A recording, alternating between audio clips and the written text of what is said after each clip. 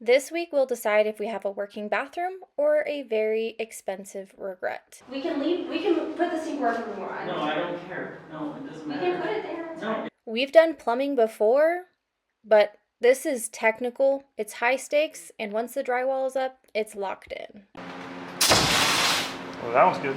Luckily, we've got our GC data on site, so we're feeling cautiously confident. Let's see if that confidence holds up. All right, before we get started on the actual plumbing part, we had to finalize the exact layout we wanted for the bathroom sink and the kitchen sink so that we could create those stub outs for both those sinks. Either way, you have your fridge there.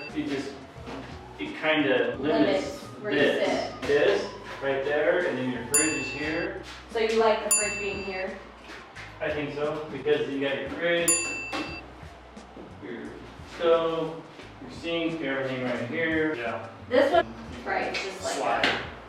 just like a corner. So you think about it, do a number. I think this is a great idea. Yeah. Yeah, either way. The only thing is your fridge, you gotta remember your fridge is gonna be like right here, you're gonna have, how big is that We're fridge? doing a counter Either depth that or you just do a fridge. and move it over. We are using a tool called Figma just to look at our measurements and make sure that the cabinets that we're going to buy for the kitchen will work out for the sink layout that we're choosing. What is it? Dad, I'm still. You just told me where it was. Well, that was the edge of the sink. You did this in permanent yes. pencil. We can put the sink wherever we want. No, I don't care. No, it doesn't We matter. can put it there. No, now that I marked it on the floor. Oh, whatever. In permanent pencil, we might have. Yeah, permanent pencil. Oh my gosh. So we don't have to drill through this one. All we gotta drill is out.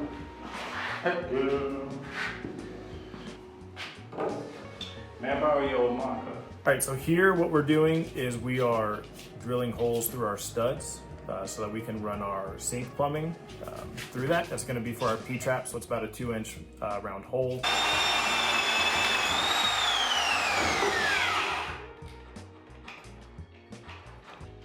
Pretty good. All right, so what we're doing right now is we're pre-drilling our hole for our plumbing, but also measuring the fall of our pipes.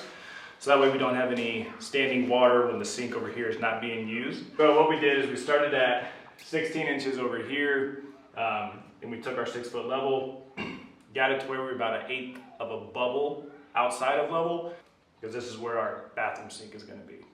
So this is just the prep work for that. 16 arbitrarily. Yeah, they usually anywhere from like 15 to like 20. Proposal or something, this might be in your way. Down here, most of this is gonna be out of your way. Okay. You wanna hold on to that pipe too? Yeah, get the top of it. Get it? Okay. We'll see if I need to. Oh my God. You should cut a piece, we can put it in there. Okay. It's a super straight cut.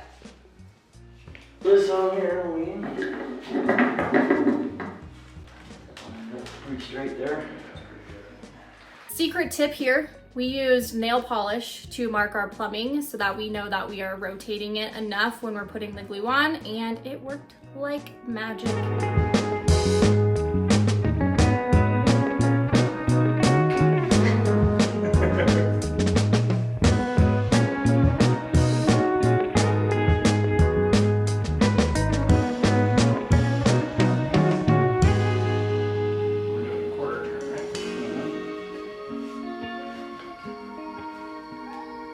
Got it straight. A little bit more.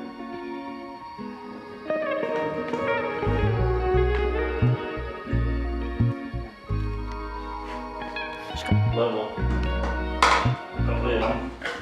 So we have just a little bit of fall here, 1/8 fall. Okay. So we'll turn it until we get what we want here, and that's where we'll keep it. Okay.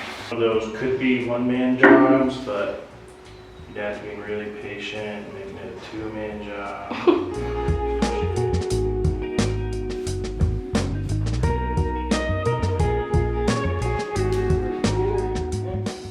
All right, so here we are setting up the fall or like the angle that our pipe's going to be going. You want to have a slight one, not too aggressive, not too shallow. You want the water and any contents that it has to flow down the drain. If it's too steep, it won't pick up whatever's going with it. If it's too shallow, it won't move. Right there. Okay, next. That's for sure.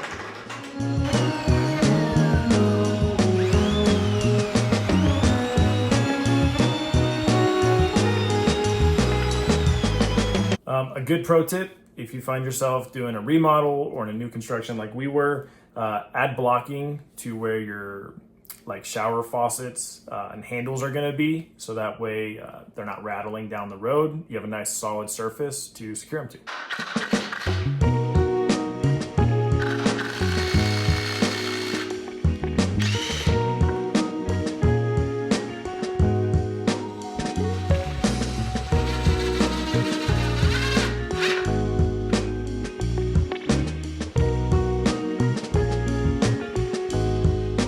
So there's two ways that we've actually done PEX. One is with the attachments that come with the, like the shark bites that come with the PEX that you can use, except a lot of times those are like $20 each. Or you can use this tool, which you'll see us using in this video. It's a little bit expensive up front, but since there's other projects we're doing plumbing for, figured it was worth spending the extra money on that because it is cheaper down the road for all of the attachments. So that's what we went with for this project.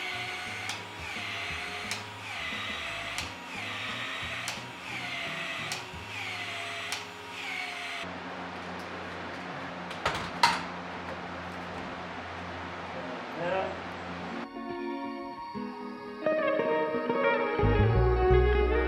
Right, we're moving on to our shower. As you can see here, most of our plumbing is in one wall. We do have a little bit in the other wall, but mostly in one wall. And this was to help with cost because you don't have to buy as much material if you're not having to go to further distances. And it's just a little bit easier once you get it all set up.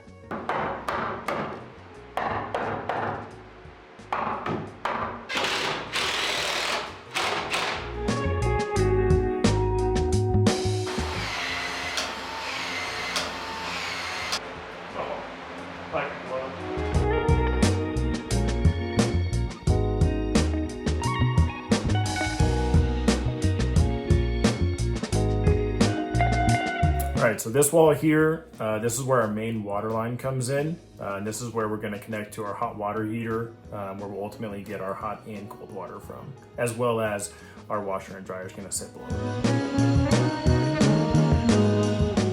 About to be a big moment. We're about to test out if we have any leaks in our new plumbing. Wayne's gonna go turn off the main, or turn on the main supply. We have it turned off in here, and then we'll turn it on when we're all in here. Fingers crossed. Ready? Yeah. Oh my gosh. That's a lot of pressure going through there. Now we wait. Oh my gosh. Hose works. Water right here. Well, that one's good. There's water there. All right, we're a few minutes in. No leaks. The hose works. The washer and dryer connections work, or the washer connections work. So far, looking good. All right, that's it for the plumbing. Pretty straightforward here, but we got something fun coming up next. We're working on electrical, so get excited and let's spark some ideas. If you like this video, give it a thumbs up. And if you ever wanted to do plumbing, subscribe.